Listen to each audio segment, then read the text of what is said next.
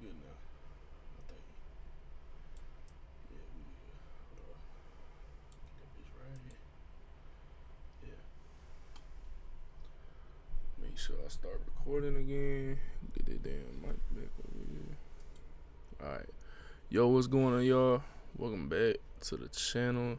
Today, we're gonna be reacting to another DR.INSANITY video. 40 SWAT officers face Utah's deadliest shooter situation. Let's get into it. What's that?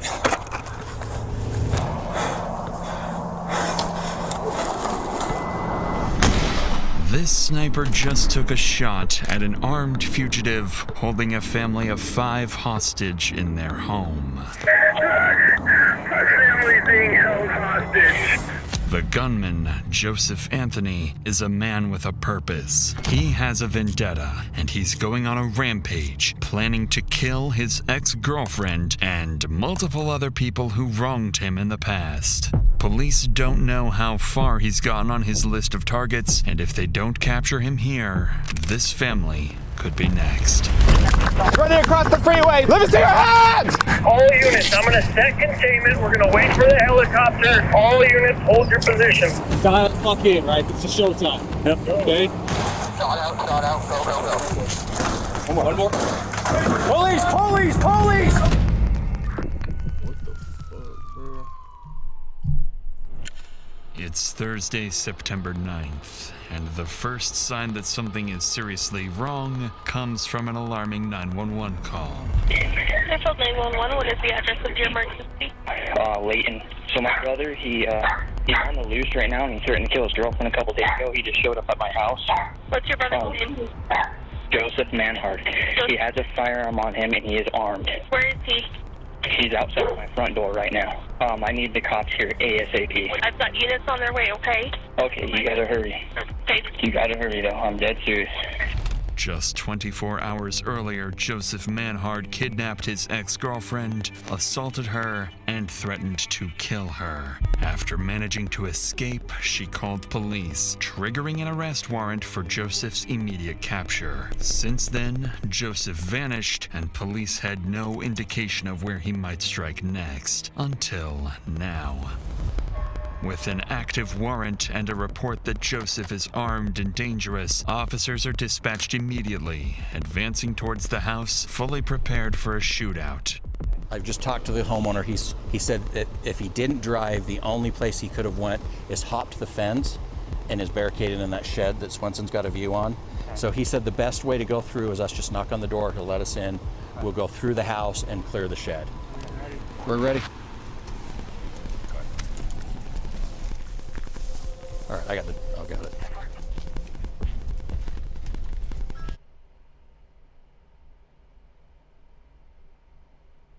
So,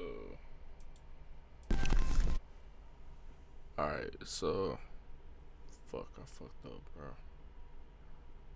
I fucked up the recording, but I think I can, like, splice that shit together. But anyways, they was saying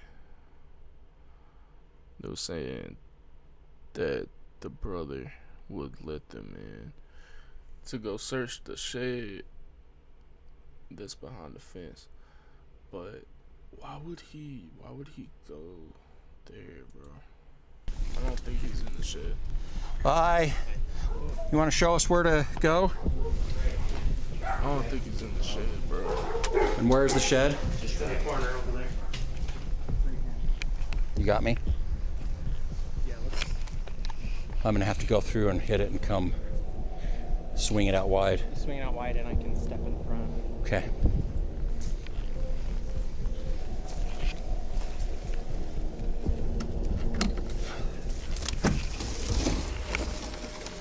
Police, anyone in there? Yeah, nah. Police, if anyone's in there, show me your hands. Come out. Yes, in the box. Okay, step in. Okay. Right. I'm gonna swing that way. Okay. Why's this camera sideways, Your hands. bro? I don't You fuck in with here? that. Get over here. Okay, clear. All right. Oh. You didn't make it in here. Probably drove by one of us.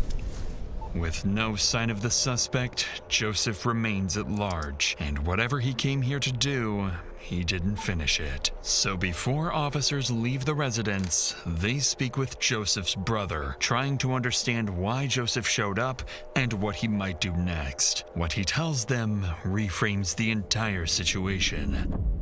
According to his brother, Joseph didn't come here randomly. He was likely looking for his ex-girlfriend, the same woman who escaped his kidnapping just a day earlier. The two had recently broken up, a split that left Joseph without stable housing and increasingly angry. His brother also tells police that in recent conversations, Joseph had been talking about tying up loose ends and ending it all. To officers, it begins to sound like Joseph isn't just running. He may be moving with intent, driven by a personal vendetta and targeting people he believes have wronged him. If that's true, it has never been more urgent to locate Joseph before he reaches someone else. But it doesn't take long for those fears to be confirmed, because later that evening, police receive another alarming 911 call. Fairfield 911. My brother-in-law's at my house right now. Okay, where is he? Is he outside? Yes, he's outside. Okay. Is he knocking on the door, or what's he doing? He's in the front yard. They said they already have an APB out on him. Yes. Okay. I need to get here right now. Okay, we're on the way. Tell me exactly where he's at. He was out front. He was walking around out front. He's walking around. Following this terrifying call for help from Joseph's sister-in-law, officers are dispatched to the home once again. But by the time they arrive, Joseph has already vanished. This time, however, officers decide to canvass the surrounding neighborhood before leaving, a decision that will prove So, I'm not understanding, like, this dude's logic. Why would his ex-girlfriend be at his brother's house? Like, why does he keep going to his brother's house?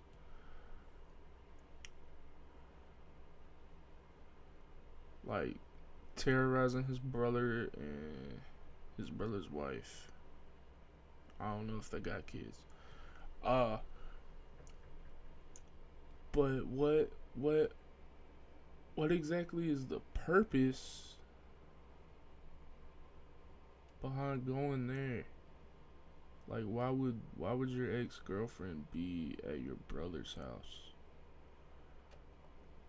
You know what I mean? Like, I don't get that. I don't get it. Nearby CCTV footage captures Joseph getting into a car and speeding away from the property earlier in the day. For the next few hours, patrol units search across the city, but the white Hyundai remains out of sight. But over the next several hours, Joseph's decisions will force officers into one of the most dangerous manhunts of their careers. For the next few hours, patrol units search across the city, but the white Hyundai remains out of sight. Then, around 1:30 a.m., a lone patrol unit spots a vehicle matching the description and immediately initiates a pursuit.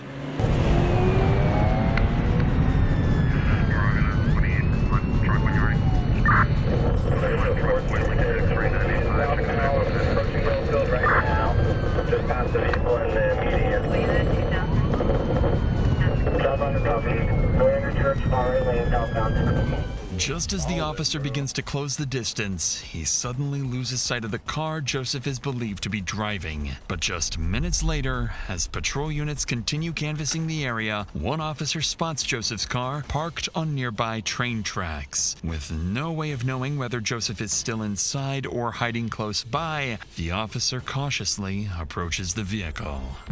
Okay.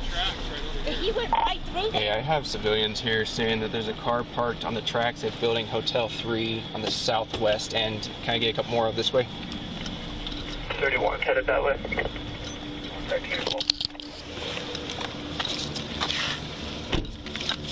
It fills up to 76. I have visual on the vehicle.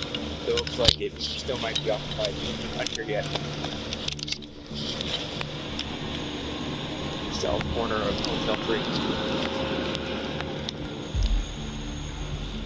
Looks like vehicle might be abandoned. If we can start getting the containment close in, and then I can start my dog.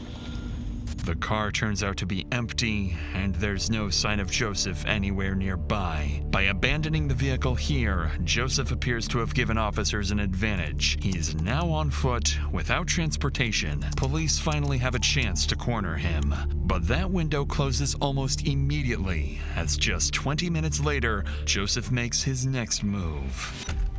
911. Yeah, this is the utility trailer. I just had a lady walk in the front door, said her car was stolen and she was shot at. What kind of car? Got blood on her. We're in the area looking for this guy. Could she tell you quick what kind of car? What kind of car? A Kia Optima. As dispatch gathers details from the call, patrol units across the area are alerted to be on the lookout for a stolen white Kia Optima taken at gunpoint. At the same time, one patrol unit is sent to the scene of the carjacking to speak directly with the victim, where they'll learn just how close Joseph is to committing his first murder. Do you mind if I talk to you for a second, ma'am? Bro, this motherfucker is moving like GTA, bro. Like, this some shit.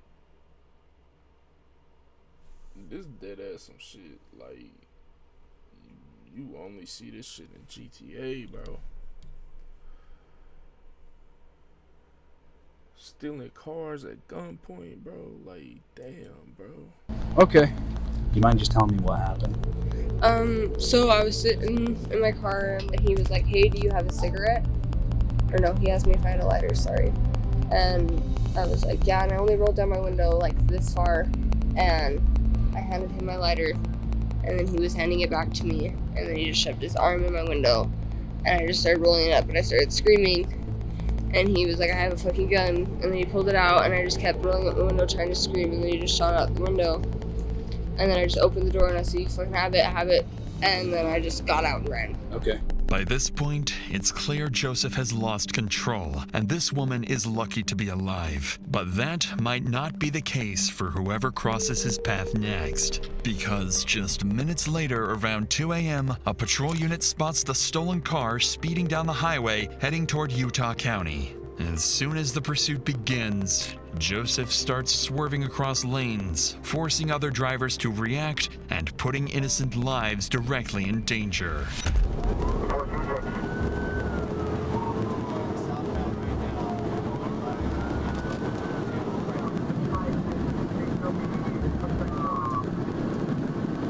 With Joseph refusing to slow down, it's only a matter of time before someone gets hurt. So to bring the pursuit to an end, an officer approaching from the opposite side of the highway pulls over and prepares to deploy spike strips. At highway speeds, there's no margin for error. The spikes have to go down seconds before Joseph reaches them. Too early, and he'll see them in time to swerve around and put innocent lives at even greater risk.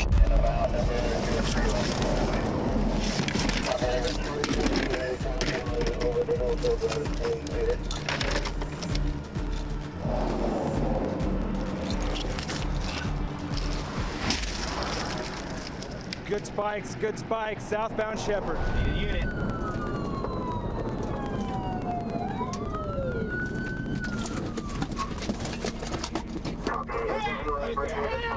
He's running across the freeway. He's in the northbound lanes. Red jacket. Let me see your hands. He's hopping the fence. He's over the fence now. We need units to frontage. He's on frontage now. Going to housing complex over here. By a white fence. He's about to hop it. He's hopping it into someone's backyard. After abandoning his car, Joseph runs towards a residential area surrounded by homes where families are asleep inside. Knowing how dangerous and unpredictable Joseph is, officers now have to cut through the busy highway and move quickly to find him before anyone else is put at risk.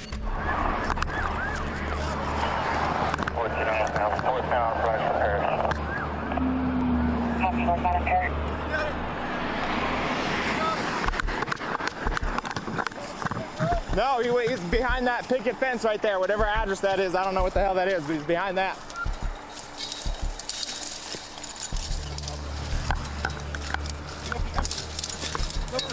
Negative. shots on frontage. Go more toward probably. What's that? Just going 20-25 north. Okay. Yo, I've never seen nobody fucking pull a fence down like that, bro. I ain't even know you could do that shit. I swear I ain't never seen that shit. Like, what the fuck? Hold on, bro.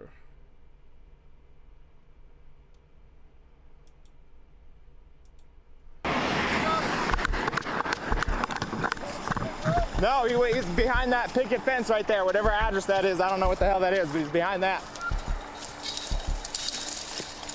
Oh, I see. Cut the part and the bit there. Negative. No shots on frontage. Go more toward probably. What's that? Just going 20-25 north. Okay. If they come out that way. Over this vinyl right here. That's where he went, in this dude's backyard. I copy, Star 9 will be headed our direction shortly. Where are you? He hopped this one right here. All units, I'm going to set containment. We're going to wait for the helicopter. All units, hold your positions. Don't go walking around. With Joseph disappearing into a residential area, the situation becomes far more unpredictable. By now, more than 30 officers are flooding the scene, and without coordination, every decision risks putting innocent families in danger. This is when Sergeant Sheldon arrives and takes control. Okay. You got somebody south? Stand by, I'm setting containment, all right? Sorry, bro. I don't have all the information because we switched this last minute, okay? So, what do you guys got? So, he already shot someone in the Freeport Center. Okay. It's probably gonna take like half an hour for that bird to go.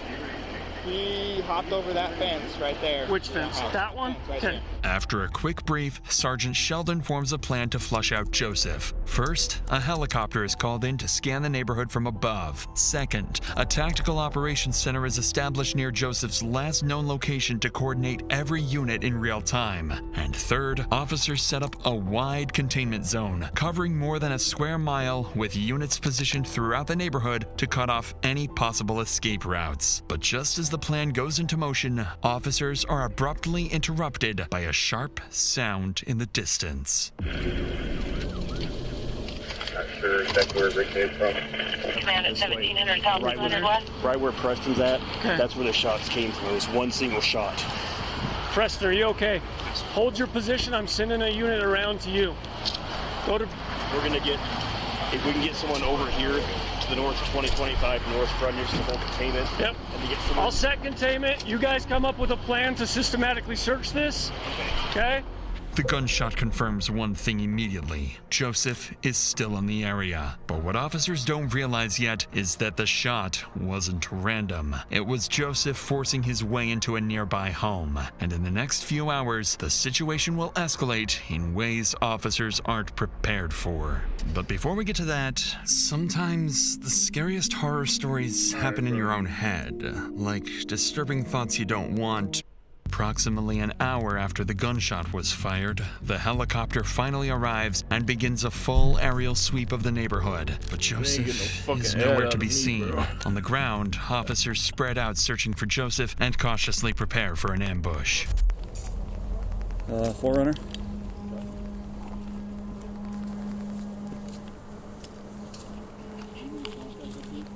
Gotcha. Contact the homeowners already?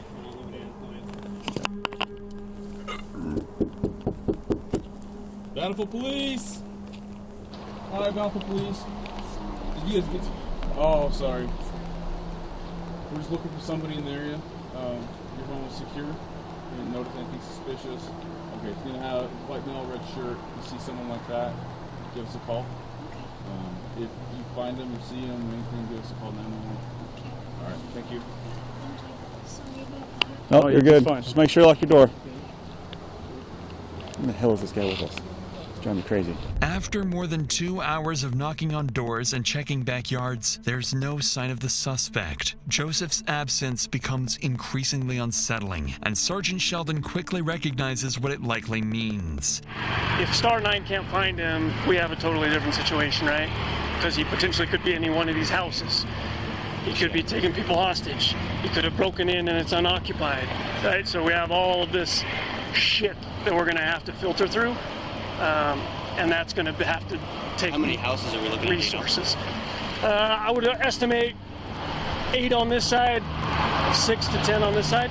At this point, Sergeant Sheldon and his team are forced to consider multiple scenarios, including a barricaded suspect holding hostages inside. But they won't have to weigh those possibilities for long, because one phone call is about to answer that question for them. 911, what's your emergency? My family's being held hostage. Immediately after this, officers spread out and quickly locate the caller nearby, Chris Samuelson, a father who managed to escape the house just moments earlier. What he tells them is chilling. Inside the home, his wife, 2 daughters, and his daughter's boyfriend are still being held at gunpoint, and Joseph is inside with them. With this new escalation, Sergeant Sheldon knows this is now beyond the scope of a standard response and prepares to bring in specialized tactical support. All units, priority traffic. All units, priority traffic. We have information from a citizen leaving a house. Oh, jeez. Let's move. Alright, at first, when I saw the first part of this video, I knew he held somebody hostage. But I didn't know it was just some random ass family, bro. I guess I assumed that it was like his girlfriend's family, his ex-girlfriend's family or something like that.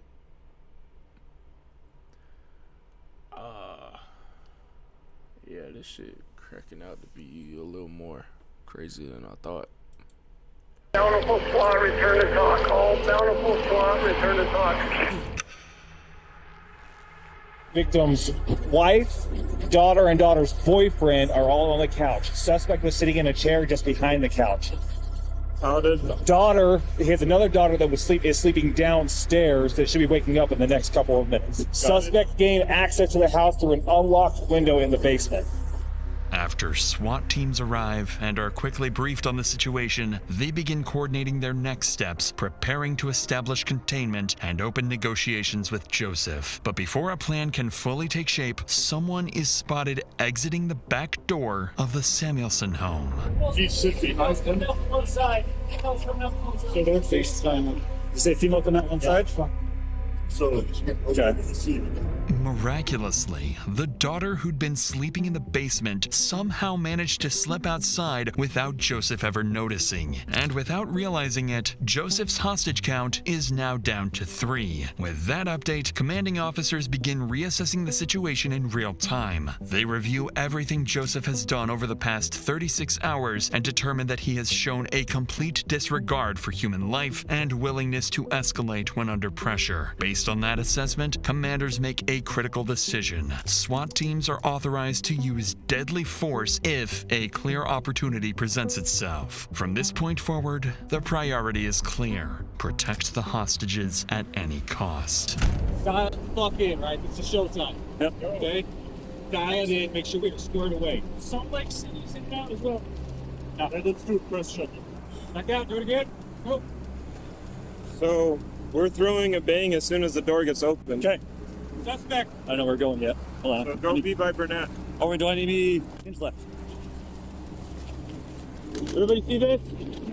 Right? Facing east. Garage is on the right. I think it's like, what's your end goal with taking this poor innocent family hostage? Like, understand he's like trying to buy himself time, probably. Maybe he thinks by having a hostage that he could use the hostage as leverage to make an escape. But the problem is, he has 3 hostages. Cause like if you had one hostage, you could like walk out the house with a gun to her, be like, "Give me the keys to your fucking car," or something. I don't know.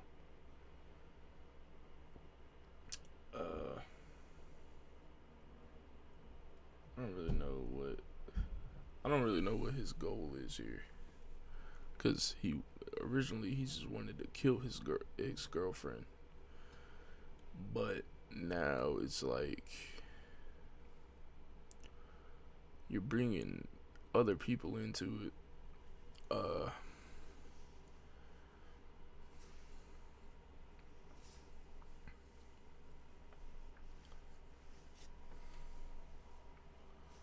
seen a lot of these DR.INSANITY videos where people will,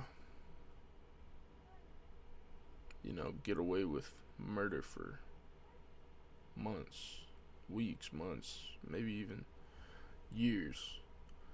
It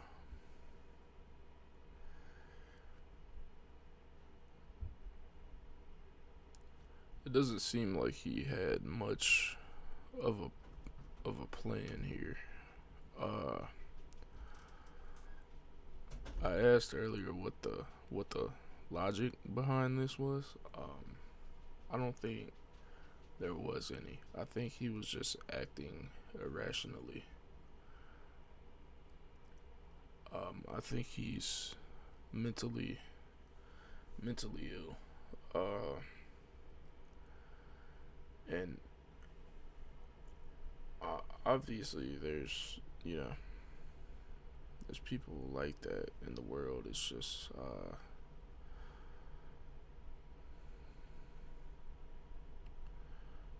I don't think he even was in the right mind to plan out a murder, which sounds like fucked up, but I don't think he was even in the right headspace to plan that shit out. Obviously, because taking a whole other family hostage was probably not the right way to go about that. I don't know what I'm talking about. Got like 7 minutes. That's where the man door is going to be. That's going to be our secondary. Okay? Front door opens in. This is the living room we got set up. This is the kitchen area. Okay? Everybody good with that? Wrong side on that. Yep, yeah. Wrong side of that. Right. All right, Phil Breach, we're going to practice to the right. Is it behind the stairs? Now wait, if daughter snuck out window, that means the bottom window is open, right? This is the fastest way to get in. It's the fastest way. We have a flashbang. We're going to reset his OOR loop and come in. Let's keep practicing. Wherever he's at in this room, you guys are going to fucking kill him. 2 bangs. 2 bangs? Want to do 2 bangs? No, 1 bang. Just one? Just 1 bang, I think. With deadly force authorized, a coordinated plan is put into motion, one designed to end the threat and extract the hostages safely. A sniper will be positioned nearby, ready to take Joseph out if he's exposed and a clear shot presents itself. At the same time, negotiators will make contact with Joseph, work to slow him down, gain compliance, and convince him to release the hostages and surrender peacefully. If that fails, they have one secondary objective: get Joseph to step outside. Because if he does, even briefly, it could create the opening the sniper needs. With 3 innocent lives at risk, there's no room for error. One wrong move, and everything ends tragically.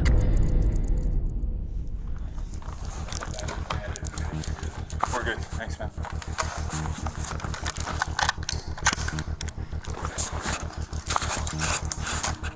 The officer assigned as the sniper is Jared Tadahara, a long-serving police officer who moved from patrol and street crime work into a specialized SWAT sniper role. After arriving on scene, Tadahara conducts a quick tactical assessment and moves into a nearby house facing the Samuelson home. From here, he has a clear view of the backside of the house, a position that allows observation without being easily visible to the suspect and provides a safe distance to avoid interfering with perimeter officers. But Tadehara isn't working alone. Every sniper has a spotter, a second officer responsible for range calculations, wind assessments, and most critically, confirming that the shot is clear before Tadehara pulls the trigger. Across the street, negotiations continue. For the past 3 hours, officers have been trying to reason with Joseph, urging him to surrender and release the hostages. But Joseph refuses. He won't let anyone go, and threatens to kill the entire family if officers attempt to force entry. With 3 people at fatal risk, a precise sniper shot becomes the only way to end the standoff before it turns deadly. But before Officer Tadehara gets that opportunity, he receives crucial information that makes things a lot more risky. Is there differences between suspect taken? Suspects appears to have shorter, wider mouths. Okay, a slightly rounded face. Okay. If suspect has a mustache guillotine stain, that would be. Unfortunately for Tadehara, the situation just became far more complicated. One of the hostages inside is a male who closely resembles Joseph. One wrong shot and an innocent person could be killed. With that in mind, Tadehara shifts his position to a different house across the street. He needs an angle facing the front door of the Samuelsons' home. The shot at this distance travels roughly 75 to 100 feet and takes less than a second from decision to impact. At the same time, negotiators reassess their approach. What's been alarming them throughout the standoff is that Joseph hasn't made any traditional demands. He didn't ask for money, car, or safe passage. Instead, he's simply refusing to let anyone go. That behavior begins to make sense once investigators provide more insight into Joseph's condition. According to them, his mental state has been deteriorating for hours. He's been heavily using drugs for days, his thinking is no longer rational or strategic, and his behavior is increasingly volatile. Most concerning of all— That's exactly what I said, man. Like, that's exactly what I said. He isn't thinking rationally enough to come up with a real plan to kill his girlfriend or whatever. He's not thinking straight at all. Like, most of these people on this shit look like a fucking mastermind. This dude looks like a fucking idiot. Your original plan was to take your girlfriend hostage. Your next plan shifted to kill your ex-girlfriend. And then all of a sudden, now you're fucking jerking off in your brother's front yard or some shit. And he calls the cops on you and tells them everything that you told him. And now you're fucking taking a family hostage, and you let the dad and one of the girls go.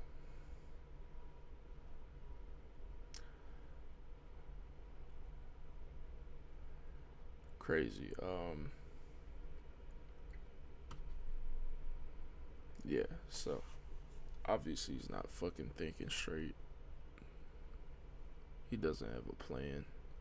There's no plan. There's no strategy to this shit. Like I said,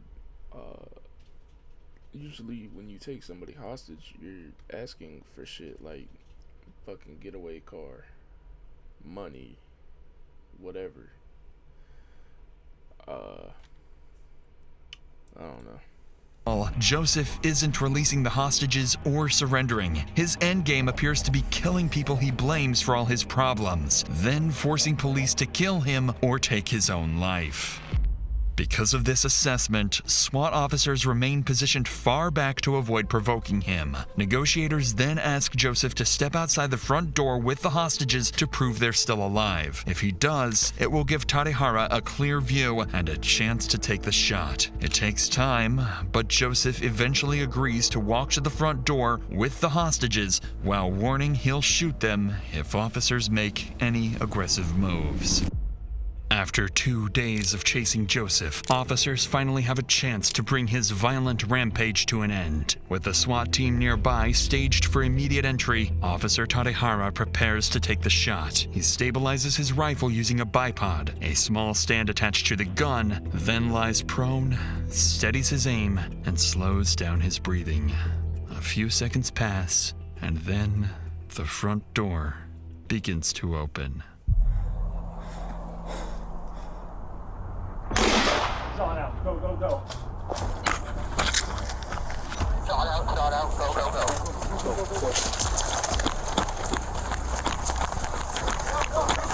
Go, go, go, go, go.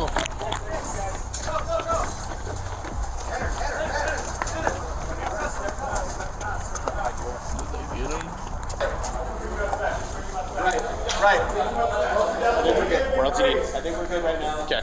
Unless they start calling for bodies. This door. This door. One more. Police!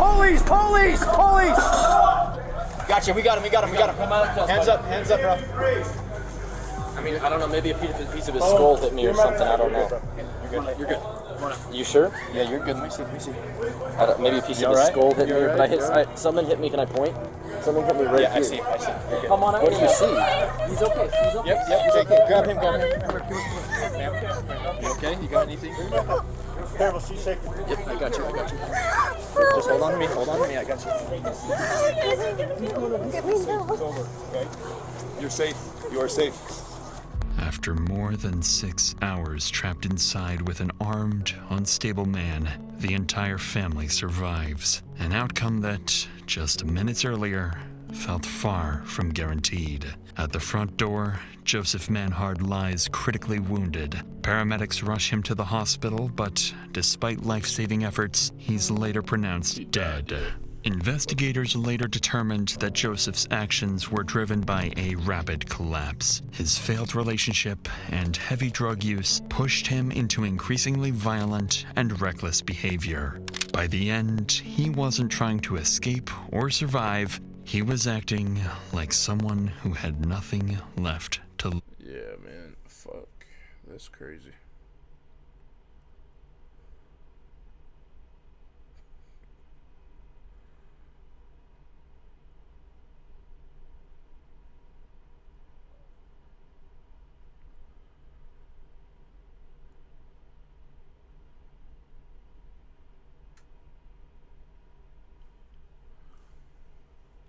Nah, that's wild though. Fucking. I don't understand shit like that, bro. Fuck it, man. What time is it? It's 1 in the morning. I've been streaming for 2 hours. Man. Yeah, that's never let your girlfriend or your boyfriend or whatever, man, like, never let that shit get to you that bad, bro. It's never that serious, dog. Never that serious. Never talking about, yeah, he died. Obviously he fucking died, dude. You shot him in the head. I'm surprised he didn't die, like, instantly. What the fuck? I mean, I don't know. I guess I could watch another one of these, but then it'd be like fucking 2 in the morning, and yeah, I don't know, man. I'm not trying to fuck my sleep schedule up that bad.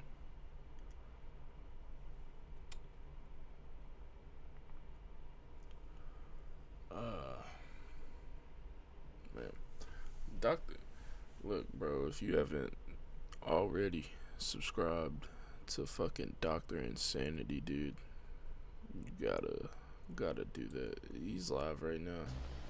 Or you're afraid because you're not being honest.